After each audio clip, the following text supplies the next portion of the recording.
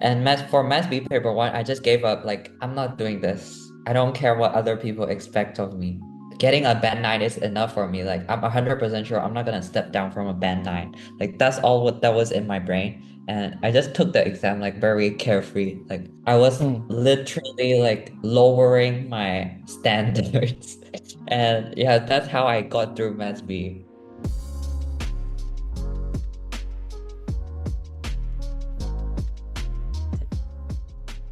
Oh, Billy, welcome to the podcast. Very special guest with here today. Hello. Yes, so before we dive into the more interesting questions, could you please give us an introduction to your educational background and Uh, your journey thus far? yes. Hello, I'm Billy. You may know me as Sai Khay Shan, and uh, I have I completed my iGCSE in 2024 November. Yes, and I'm the one who got the 11 A stars. That's so embarrassing. Oh my God. And 11 is Okay. the plus full marks in your mathematics B exam. Okay. Yeah. That's a more complete description. Plus, Right. you are taking your A levels now with a full Yes. scholarship, I believe. Yes. Yes, then that's the Oh complete picture. Okay. my God. Okay. Yes, that's very impressive, very impressive. But the first Thank you. question that I want to ask you is regarding disruptions to education, because for most young people in our country, we suffered big disruptions to our education journey because of the pandemic and all that stuff. So what about Mm. you? Have you ever faced any big gaps in your academic journey? And was there some point in time where you felt like you were lost when it came to your education studying? I would say I'm a very lucky person because I'm not sure how other parents are, but as for my mom, she was really, she has always been uh, interested in my studies since I was young. So it's mainly because of her that I got to learn Mm. iGCSE because any other parent in my hometown, they probably wouldn't enroll their child in iGCSE. They wouldn't even know what iGCSE is. It's all because of my mom researching during the pandemic era. Because I grew up in Burmese school, government school. Yeah. And as for the disruptions thingy, I don't think there was because my mom always kept me busy. Um, there wasn't really any significant, gaps that I feel like I had, uh, since it wasn't really that much of a jump. Like, I my latest Burmese school completion was grade 8, I think. Yeah, grade 8. And right after that, my mom put me in pre-IGCSE. So since I went from grade 8 to pre-IG and not directly to IG. It was good. There was not that much of a gap. Yeah, so it's you're one of the very fortunate ones who could get an edge over the others during that Right, time. So, right. and and I think you're very grateful for that. Yes, of course. Mhm. I wouldn't be here without my mom. Yes, that gratitude is good. And another thing that I'm interested in is talent. So first of all, would you call yourself talented or like gifted in a sense? Um, oh, tough question. As for me myself, my personality is to always belittle myself and put me down. But if I view myself in other people's points of views, I would say I'm gifted. I don't know, but even then, I like comparing myself to other children out there. There's literally like someone winning the Olympics, like I don't know, the math Olympics, blah blah blah, whatever, like in other countries, and there's probably other people who probably took like more subjects and got more A stars than me out there. That's why, in that sense, I also don't want to say I'm gifted or talented because, yeah, there's a lot of better people out there. Uh, I don't know if you call that stupid or being humble or whatever, but I also don't want to be arrogant either. That's why my mindset is like that. Yeah. Yeah, yeah, that humility is very important. And yeah, I feel like a lot of young people are, when it comes to the objective matrix, when it comes to their ability to do things, I think it isn't rare to find someone who is as capable as you. But I think that humility is an advantage because you don't you're not taking it too seriously. Do you think of it that way or? Yeah, I would say I wasn't really that much of a serious person in my studies during IGCSE. I feel so sorry for all my teachers. Mhm. Right, but even that, I still like followed whatever they told me to do, properly. Okay, so when it comes to talent, I like to think of academic talent as when you're in the same classroom as 30 other kids. Hmm. If you are talented, you are able to understand whatever is being taught in a matter of seconds, whereas other people take like 2x longer than you do. So, in your experience, are you that kind of kid who gets it quicker than other students in your class? Uh, yes, I do think that I get it quicker than them, especially in maths and physics. But there are also some parts, some times where they get it faster than me, because there are stuff that I'm interested in and stuff that I'm not. So it's not, I wouldn't say that I always get it like faster than them. There are stuff that I'm confused with too. And like in a subject, there's probably this one chapter that you like, and your other friend probably dislike that chapter, and everyone has different difficulties. I think of it like that.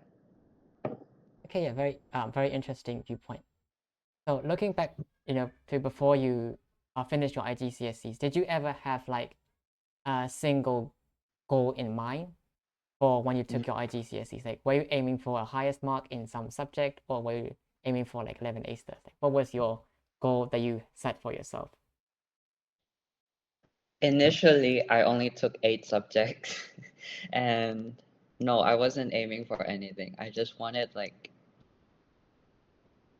maybe I was aiming for something. Maybe I was aiming for eight, uh, nines, band nines, Okay. like 8 band nines, and that was my initial goal. Because my mom was so deep into research. She was in all of these IGCSE groups. She was seeing like 6 A stars, 7 A stars, blah blah blah, and she told me like, if you want to get into a good university, you better have at least 8 A stars. So yeah, that was kind of my plan at the start, and I don't know how it got to 11 A stars, honestly. Uh, and even then, for the first 8 subjects I took, it was the EFL, the two maths, physics, chemistry, computer science, ICT, and business. Uh, Business. yes, business. No biology or human biology involved. And what happened is that it was like 2 weeks before the first term exam. Uh, I was flipping through my business book and I was like, hell no, there's no way I'm doing this. There's no way I'm gonna do all this. So I just like told my mom, blah blah blah, and then she said, then you're gonna end up with 7 subjects. And then I was like, fine, then I'll take biology. Cause it was like uh, it was in my pre-IG too, and I don't think I was that bad at biology during pre-IG, honestly. So I just like, okay, maybe I'll give it a try. Maybe I'll give biology a try. And then I did the amazing holy grail of the procrastinators method. I crammed everything for biology. Actually, my teacher told me like, you can just answer for the parts that you have learned, because I only had 2 weeks of learning biology, and she was like, uh, don't worry, I won't calculate your percentage out of everything. Just do the units that you've learned. But I didn't.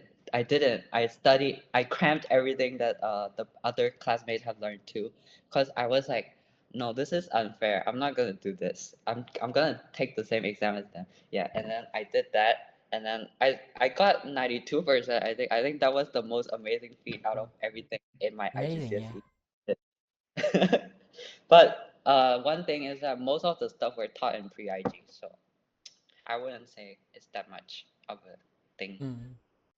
Yeah. But yeah, after that, it was second term, and I got advertised, I got marketed. The marketing strategy really worked. Everyone beside me, they were like, "You already got a 9 in biology. It's gonna be easy in human biology too. Just take it. It's an extra 9. Come on, just take it, blah blah blah." And I got fooled. Everyone, I got fooled. That's how I end up taking human biology too. And in the final exams, I got an 8. Sadly. Yeah. I mean, an 8 is still it's still Right. considered, yeah, an A star, so it's still a Right. decent grade. But yeah, I mean, you went from aiming for 8 A stars, so it was like 8 eights or 8 nines initially, but you somehow got, Also, yes. I have one more group of people to thank for my 11 A stars. They are my previous seniors. Why? Because they started a trend of taking mathematics A in IGCSE. Oh, Like okay. during my batch, on the day we went to take Maths A, there were literally no other students except from Helix International School. Like no other students were taking mathematics A, and then I was like, "What is it really this rare for people to take Maths A?" And guess who started the trend?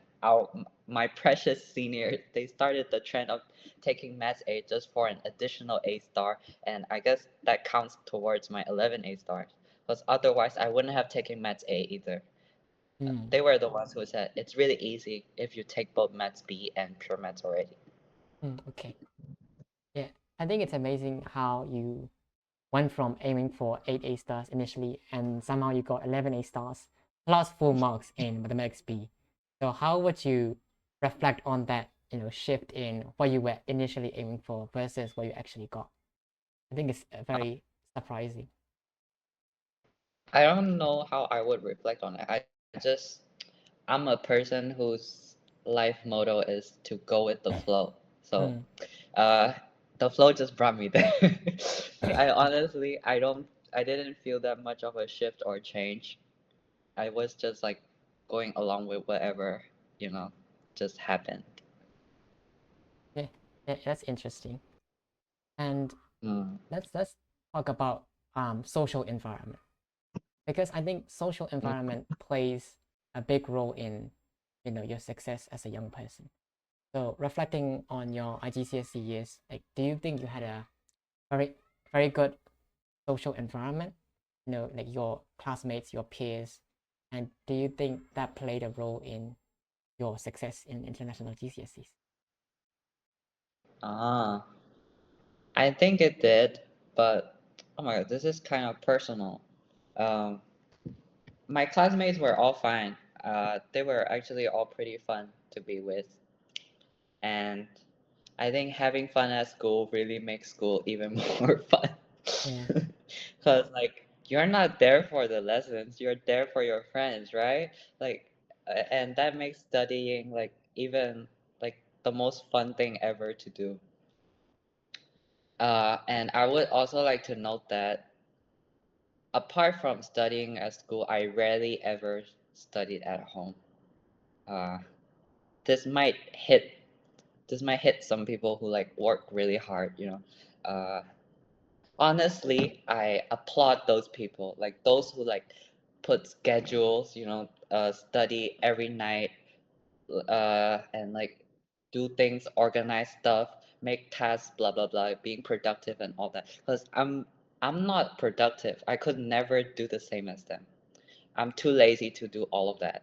Like, and every time I get like these good results, and I don't know what could be in their minds, but honestly, I understand. I would hate me too if I was them, cause I also don't know how I got these scores. I'll be honest. Because I do work hard during lectures and stuff during at school. I rarely ever do the stuff at home. I just relax and do whatever I want to. Or maybe it's this stress-free habit which led me to achieve these scores. Yeah, very interesting stuff. It made me think about a lot of the things I've learned in my own journey as well, because I've met a lot of talented people like you during my studies. I've met actual math Olympiad guys during my studies. They're very good. But the thing that I want Wow. to point out here is that the lecture part is really, really important. Like Mm, you said, you worked hard during the lectures, right? And I think that's a very important ingredient when it comes to learning anything. And I think people like think studying is about making notes and reviewing those notes. It's not really about making notes and reviewing those notes. It's about how you understand the material that you are presented with during lectures or when you were initially taught. And I think that's one of the secrets to your success. You have a very strong ability to learn without doing the unnecessary stuff, and I really applaud you for that. And right. You have yeah, a point. Right. Now that I think of it, right? Because if you ask, there were a lot of juniors after I finished my exam. They were asking for my notes and stuff, and I straight up told them, "I'm sorry, I don't have any notes. I'm not a person who takes notes. I study from my teacher's PowerPoints and the textbook. That's all I do. Uh, maybe it's the way I just try to understand what's being written and try to, apply it in the exams. Cause uh, think of it like, when you're watching an anime or stuff, you remember some parts, like the main character started from point A, he was doing this, blah, blah, blah, and then suddenly something happened and he became like the most overpowered, blah, blah, blah ever. And he has these special abilities. There are a lot of people who remember those, like, specific stuff about them. And that's also the same for studies. In biology, like, I just learn it as if I was watching an anime. I don't know. It's just is in my head. Like, uh, I can't even think of an example. Oh my God. okay. But So right now, I can definitely say that I really don't have that much biology in my head. okay. So I want to help you out here, and I want to help you Okay. out with a saying. I don't know where I read that saying. It's from some famous guy, but the saying actually goes that people who are born with a gift of being so good at something are cursed with the fact that they can't really explain it well. Right. Do you agree with that? Uh, I wouldn't. I don't know about the first part, but I do agree with the second part. Yeah. I'm cursed with the fact that I can't really explain anything well. Yeah, I think it's because you didn't really have to like learn it, manually. It was just part of how you were doing things naturally. So you don't really know Yes, how to explain that intuitive, things that happen. right. But yeah, your point is correct. Because I'm someone who's interested in learning science, that's what we call it. The way you remember using stories is one of the most effective ways because you're actually creating links between the different topics. And that's Right. also what our physics teacher teaches us, right? He tells us to remember with stories. That's a Mm. very effective way of like understanding and remembering without having to repeatedly go over the information. Yeah, very good point. And It's a I think it's fun a way very to interesting, study. yeah, very, very fun and also effective way to study. Guys, it's not Yes. about the colorful notes, it's about this stuff. All right. Yes. Maybe colorful notes. Actually, I kind of envy the people who did colorful notes because they can sell them, Oh make yeah. money, and Big I money, yeah, I big didn't get money. the chance to do that. Didn't get the chance to do that. Yeah, but like I mean if you think about it, if you made colorful notes and you sold them, I still don't think it's beneficial for the people who are buying them though. Oh, You know, right. I mean, it's someone else's Because the writing. textbook, right? The textbook is there for a reason. Why are you buying like Yeah, yeah. another version of the textbook? Prettier version of the textbook. Yeah, it's a prettier version of the textbook. But I think, I think reading other people's notes also helps sometimes because it gives you other perspectives, like the way they write and the way they understand it. Sometimes other people's ways of understanding might be easier than your way of understanding. Yeah, so try to get different perspectives. Yeah, yeah. I mean, that's a good point though. If you read someone else's writing, you might, unlock a new way of seeing Mm, a topic that you already knew, but you didn't know it that way. So that it right. unlocks that ability. Which is why when I am absent or something and I need to catch up, I ask for notes from like three different people, and then I just compare them, and get a general understanding of whatever is going on. Yeah, very cool. You told me that you didn't have any secret study tips, but these are the secret study tips, Billy. These are the secret study tips. Really? Yeah, I mean, they're I wouldn't slowly call coming out. it They're secret. slowly coming out. Actually, maybe it's because I think they are like common. Like I thought everyone was doing them. That's why I didn't think of them as secret study tips. Yeah. I mean, like you, when you get to a level of being good at something, you start to think that everyone must know this, right? But when you Mm, actually start asking other people, you figure out many of them don't. And I think it is our job as someone who has already done that thing to go out and help the people who don't really know how to do it. yeah, of course. Of course. Okay, so this is gonna be a tough question for you, but can you run us through your day in a life back in iGCSE time? Oh my God. Just want to let you know that I slept at 1 a.m. or 2 a.m. every night. And I woke up, our school starts at 8, so I wake up at 7:30 and then rush to school. And yeah, oh my God. Oh, is it during my school or is it during my final exam? Let's look at your school day first, and then we'll talk Okay, about. school day, just enjoy life. You're a kid. You don't have to worry about the whatever responsibilities out there. So just do whatever you want. Basically, I wake up, rush to school, and then just go through with school. And I take very long to eat. So like sometimes I don't finish my meals during lunch break. And luckily, the class periods after lunch break, all of them, I'm close with the teachers, so I can eat during the periods. So I always eat during the period after lunch break too. And yeah, I just have fun at school basically. I don't really, just sit there and stress out at school during lectures. Just enjoy it.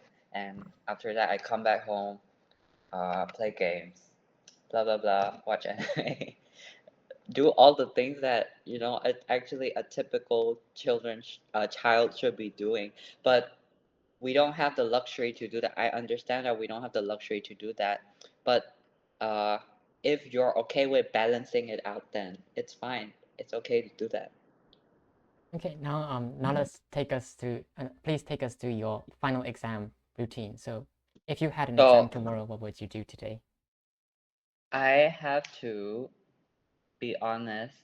For term 1, term 2, term 3, term 4, up until term 4, I used the one night one one night one subject for 4 terms until the mock test. I realized I was gonna be totally messed up in the mock test if I didn't like get my shit straight. Like I need to do this properly this time. And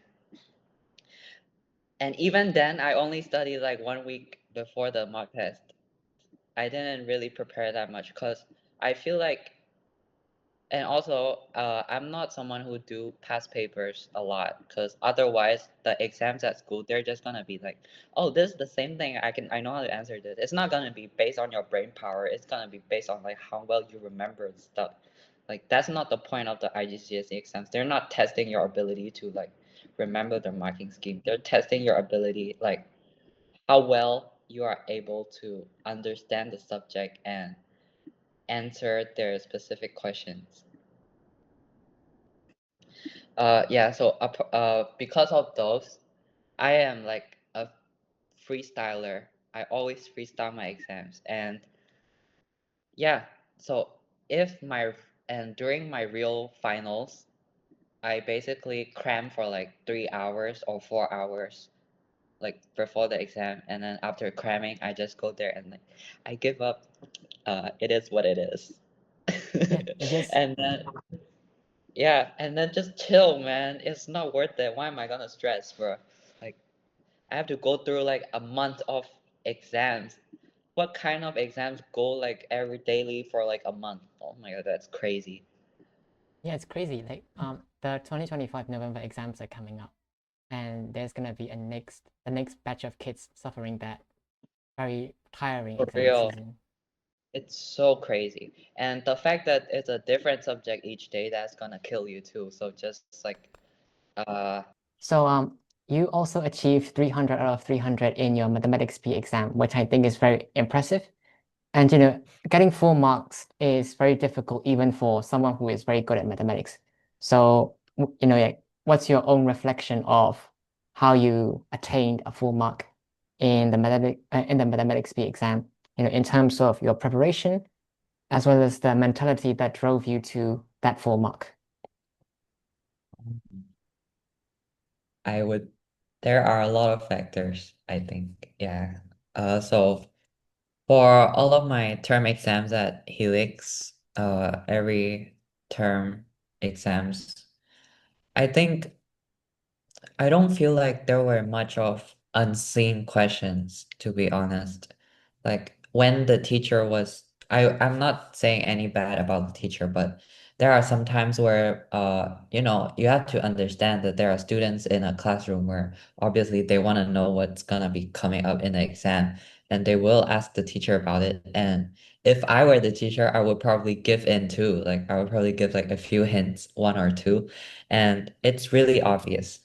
But when those stuff happens, for me personally, like if the teacher tells me to revise a particular question like multiple times, then it's obvious it's gonna be on the exam. But what I do is I avoid that question. Like I totally avoid that because otherwise I'm not gonna be able to think like freshly. It's gonna be, I'm gonna be like confined to this specific way to solve the question.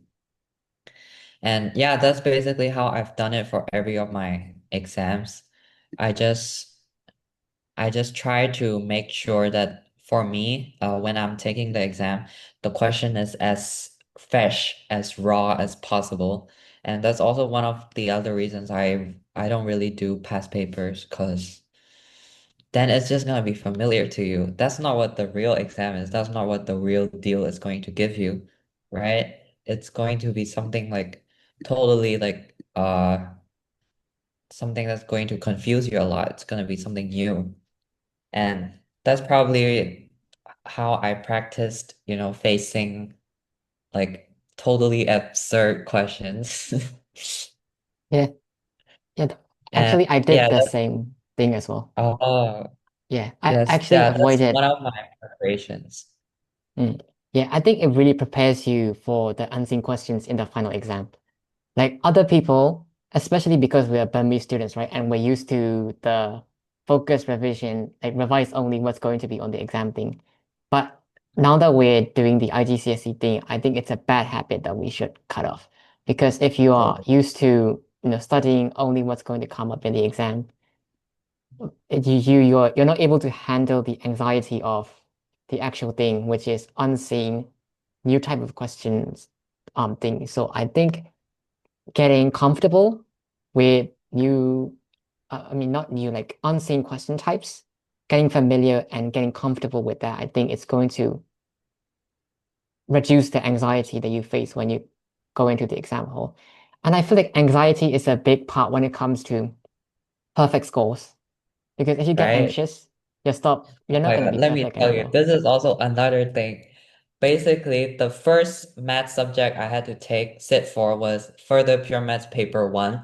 And on that day, I was expecting like, oh God, I'm gonna get full marks in this. Like I was looking at the questions and I was like, oh my, this is easy. I'm gonna get full marks. And suddenly I stumbled upon like a question where like my brain just stopped working.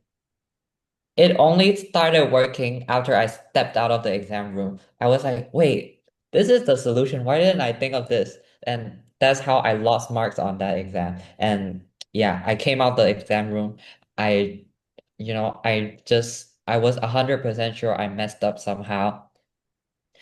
And yeah, I was just there like, okay, whatever. I'm giving up. I'm not doing the full marks or whatever highest thing anymore because this is just bullshit. This is not my type of thing to do.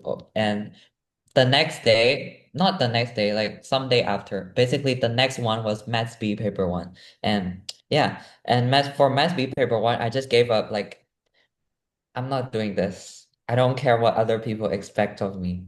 Those are their problem. Uh, Getting a band 9 is enough for me. Like I'm 100% sure I'm not gonna step down from a band 9. Like that's all what that was in my brain. And I just took the exam like very carefree. Like, oh, this okay. I some questions I didn't even check. Like I didn't even recheck because I was just like I'm not straying away from a grade 9 and that's already good enough. So I was Mm. literally like lowering my standards for Maths B. And yeah, that's how I got through Maths B. And probably Yeah. that's probably why I got full marks too, because I literally didn't care about the exam anymore. Yeah, that's very ironic, it's but I think that's how it works, you know. When you expect the least from yourself, you get the best Right, version of yourself. I think that's right. ironic. And if you're one of those like ambitious students, and the pressure will come from your peers, your teachers, obviously, because they want the best of you. But when you're in that position, like don't think about anything. It doesn't matter. You know, like just Right. like don't expect so much from yourself. It doesn't mean you're giving up everything, but Mm, embracing the fact that not holding yourself up to the standard of being perfect is going to help you. And the irony of it, that's much better than, you know, being yes. toxic on yourself and also putting yourself down the path of making mistakes because of the stress that you put on yourself. I think that's worth pointing out here. Right. And I'm the type of person who's like, let's see. When someone expects me to get like full marks and stuff, like I really don't care. Like it's your problem. That's your expectation. I'm not supposed to fulfill that. Like and the thing that I want to do, like my only goal was to get a band 9 from the start. It was nothing else. So that's why like during my intensive times, a lot of teachers were like, oh my God, chemistry highest, bio highest, banyak banyak. And then like literally every subject was trying to like trying to like press me. And I was like, oh my God, you guys, stop it. That's none of my business. Yeah. And I also always expect the worst of me. Like when I came out the exam room, I literally had zero sympathy and empathy for my teachers. I'm so sorry. Like I was like, oh my God, I did so bad in the exam. Like I didn't give them any hope at all. Like don't think of me getting highest because I'm not gonna get it. I'm literally telling you right now. Don't expect anything from the moment I step out of the exam room, I always tell my teachers those so that they don't have any expectations. Mm. I'm Yeah, a but very pessimistic person. Like I tell everyone to get their hopes down immediately because like I don't want them to get, like disappointed when the actual exams results come out. And yeah. I also I also like to embrace that fact because like I always expect the worst. I'm not gonna, overly like expect something that's like so how do you say seems impossible, like highest marks, blah blah blah. Because within my standards, the only goal I have is to get a 9. And if I am within that reach, then it's all good for me. Like I don't need to worry about anything else. Yeah. And like you're doing it for yourself, not for the teachers or other people. You're doing it because you can go to a good university with those like set of nines that you get. So what Yeah. matters is that you get what you want, not what other people want. And if you get what you want and something just happens to be better than you get what you want, then yeah, that's all good. That's good for you, I guess. But Yeah. It's an and if it extra. just so happens, yeah, it's an extra. Like if it just so happens that you didn't get the results that you expected, then that's fine too, I guess. But that's like me getting like band 8 in EFL and human bio, because I was aiming for band 9. But even then, I was like, it's fine. I got the other like subjects in band 9. So I mean, I did what I could. It is what it is. I'm not Yeah. gonna, worry about that because like in like 10 years, it's probably not even gonna matter your IGCSE results. Okay, yeah. I'm probably gonna rewatch this recording when I have to go to results day because it's coming next month. Yeah. Um, Anxiety is I don't know if it's anxiety or I can't tell if I did well or not. I just don't remember anything anymore. Like, it feels blurry, you know. It's normal, don't worry. Yeah, thank you for the therapy session. I'll probably rewatch this to calm my anxiety down. Yes. But yeah, so to finish today's Well, episode, I just want to ask you a little bit about, your current studies. So you're doing A levels now. So is it fun? no. Is IGCSE fun? No. I Yeah, could say same, the same same. thing for A levels. But honestly, I might say that IG is not fun, but actually it was so fun. Oh my God. There's nothing more fun than IGCSE. It's because of the friends, the community, Yeah. right? Yeah, that Yeah. experience. But now A levels is like you get separated from your friends because very few people go on to do A levels. Mm, And that's yeah, I think it's a sad. big challenge. A level is it's a marathon. It's IGCSE. It's the same duration because you still have to do 2 years. The same kind of exams, but more papers. And the Right. content is also difficult, more difficult. But are you still applying that go to the lectures, do your best, do nothing at home strategy now? So, yeah, still the same. Still the same. But But I'm hopeful that it will work for you because what matters is the attention and the effort that you put in during the lecture. right, like one thing is that you can't study other people's study, or you can't copy other people's study methods. Like, just do what works best for you. Like, if one night one subject works best for you, then just do it. It's unhealthy But though. if It's it doesn't unhealthy. work, then stay away from it. Okay, it's actually bad. I wouldn't advise you to do it. But it was what worked for me, so I just did what worked for me. Mm. But right So now, I'm not doing one night one subject. No, I'm not doing that. yeah. And what's your end goal? Like when you finish everything, all the studying, like where do you want to end up? I just want to live life happily. Like, I mean, like, I don't mind if I don't, become like a mega rich billionaire or whatever, but like, I don't want to become that. That's like so stressful. I just want to live a happy life, like stable income, stable life. Just be able to do what I want to. Mm. Do you have like a dream school that you want to go to? No, I will go anywhere that life leads me to. Ah, Like I'm literally okay with anywhere. I don't care if I don't get into Harvard or Oxford or whatever MIT. Like they're not the deciding factors of your life. mm, yeah.